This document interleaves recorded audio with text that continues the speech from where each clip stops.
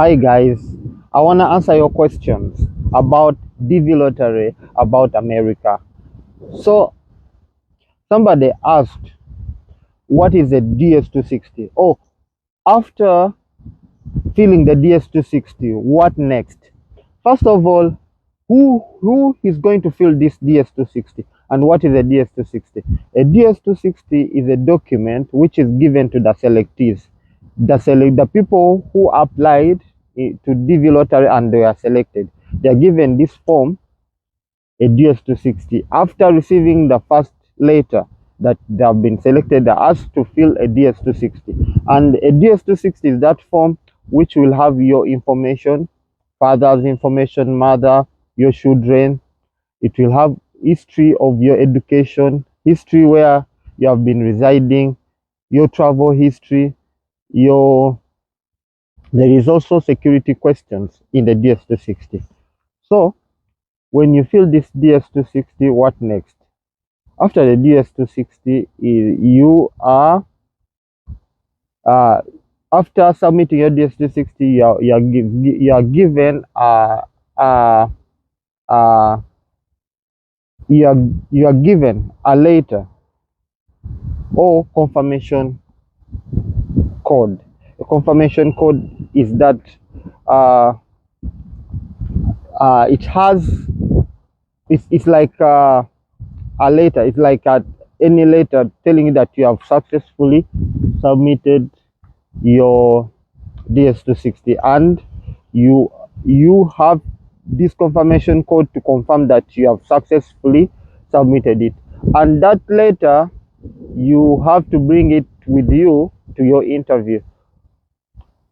So even under that letter, there is also information which will tell you to wait for the interview, or what is really, what do you have to do, or what should you expect after submitting in this DS260 and you have got that letter, that confirmation page. This is what you have to do, and this is what you have to wait. So you have to prepare your necessary documents. You have to prepare your necessary documents like birth certificate, documents like marriage certificate, your children information, passport, everything, your police letter, so that you get ready for the interview. So after submitting your DS260, they will request you to go ahead, prepare a few documents. And in those few documents, there is a birth certificate, there is a police letter for your country, and police letter for any other country you've been into over 6 months of stay in that country. And if you have ever went to prison, you have to present a prison release document, or any kind of document you got from the court. Or also you have to present the reason why you were in prison. If you have been into army or police, you have to present a letter from the army, release letter, or experience letter from your work, any kind of work. Some other documents like passport photos, some other documents like uh, uh, for example, if you're married, you have to bring your marriage certificate, a legal marriage certificate.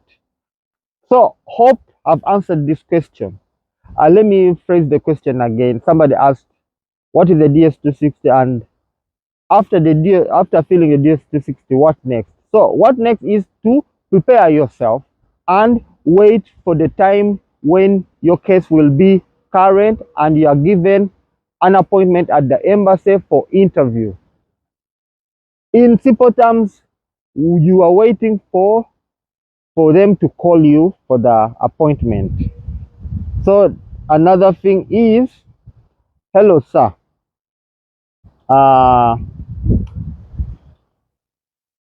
this person says KCSE. I think this is the A level for Kenyans. He said he did hello sir, I had a D minus in my KCSE exam. If I win, can I join Air Force of USA with my D minus or something like that? So he's saying he did not perform well in he got D minus. I think he got something poor performance in his KCSE. I think that is the Kenek or Kenek. I think that's what they call it. Examination in Kenya, like A level for Uganda. So for me, what I can tell you guys, it doesn't matter how you performed.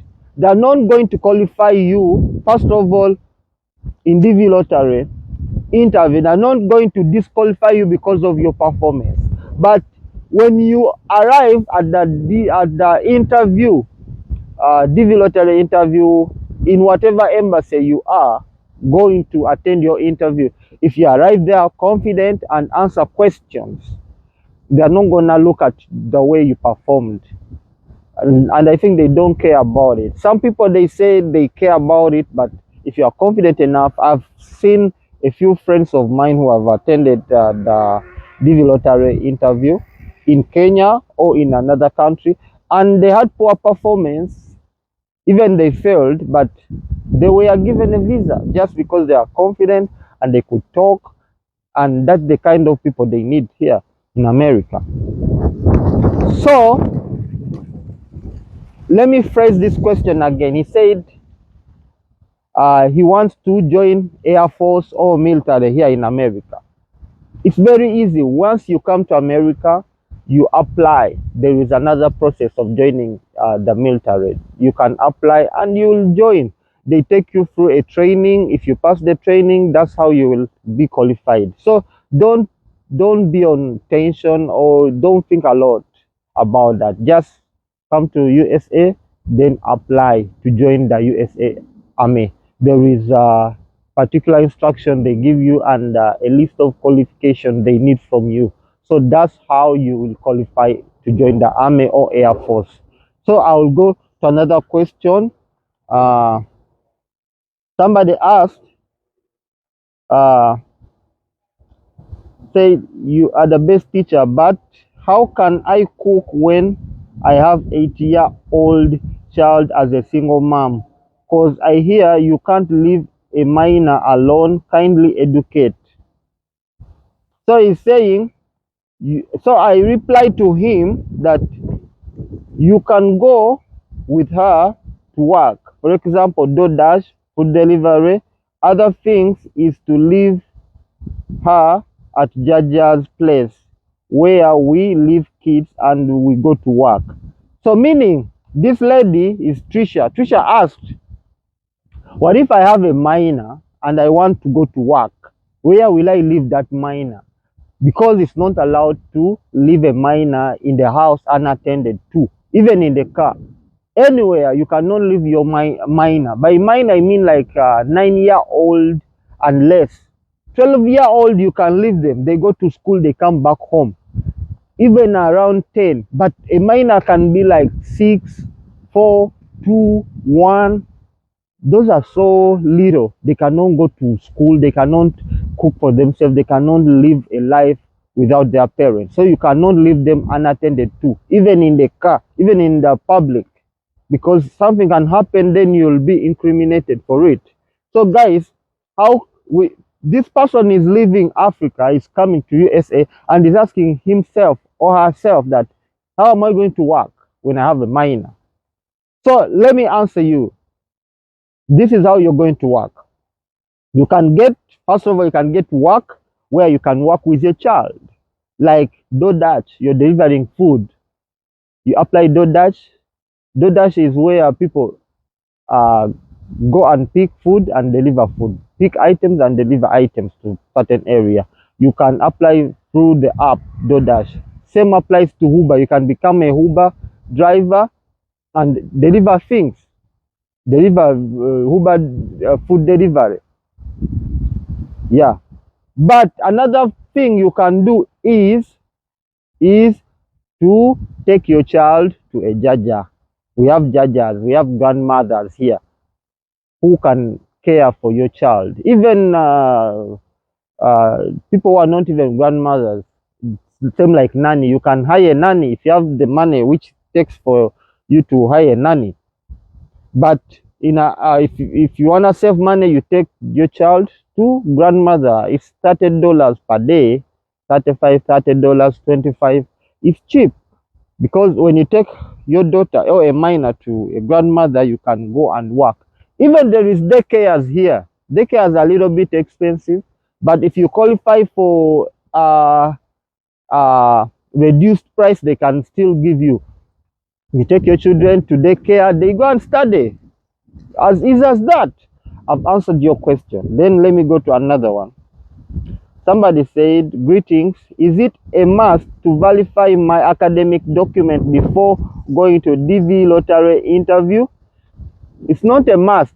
I keep telling people, your original document is original and is respected, it's true. To verify it, it will help you when you come to America or when you're trying to get job. You give them a verified certificate.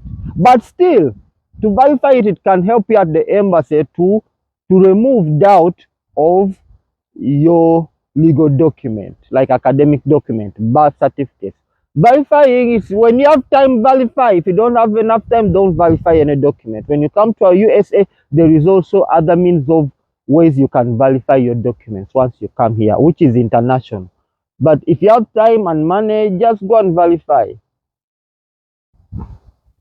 So somebody is saying,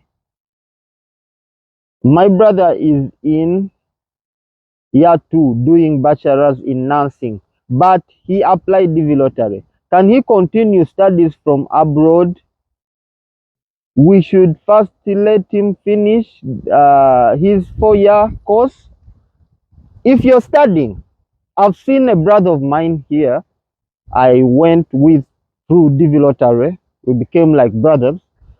He was here at university finishing his bachelor's, whatever. When he went for interview and got the visa, the good part of him, he had finished. He was just waiting to attend the graduation. So after finishing, getting the visa, he waited for the graduation. He did the graduation, then came. Actually, he did not do the graduation, I remembered. He came here and he did it virtually, via video call. He did the graduation here virtually. So another lady, another friend of mine, he was in his law school. He did not finish his law school. He had to decide to come to America and accomplish other ambitions, because here in America everything is safe. You get good job, you can go back to school. And remember one thing, it doesn't matter the kind of degree you have home. When you come to America, they don't see it. There is a few opportunities where people have brought their degrees and they have used it here, but that is a few cases. But you who is there coming here, even if you're in school, like you're in university, just drop your university, use the chance to come here to America and use the opportunity to continue with your studies if you're still young. If you're not still young, you don't have enough chance to study, then you can just work. There is plenty of work here. Let me hope I've answered you. Another question is,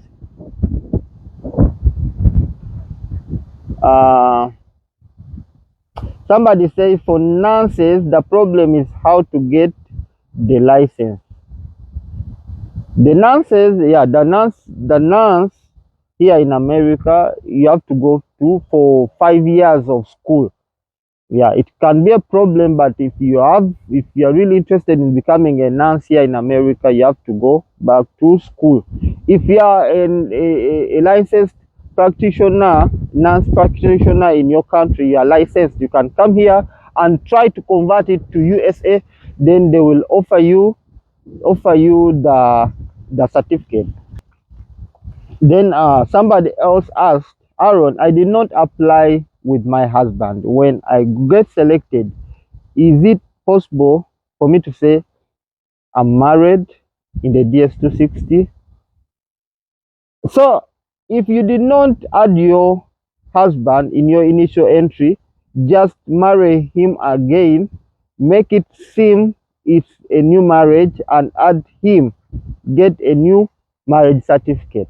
That was my answer.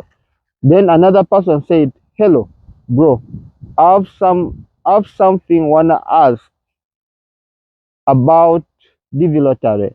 I'm not married, I have kids, but we broke up with the wife. He broke up with his wife. What should I do? How should I apply? Apply as single with kids. Somebody said, should I get a certificate from NASA or no? Never use NASA certificates unless you are sure that they are original. Never use deeply forged certificate, forged anything in your process, because if they find out that you are lying, you use fake document, they will terminate you. They will give you a ban of 10 years without entering American embassy. So guys, I will stop there. And I will tell you guys that I have a YouTube. I'm called Aaron Intende on YouTube, and I have also TikTok, Aaron Intende. Please follow me and share my videos. Have a good day.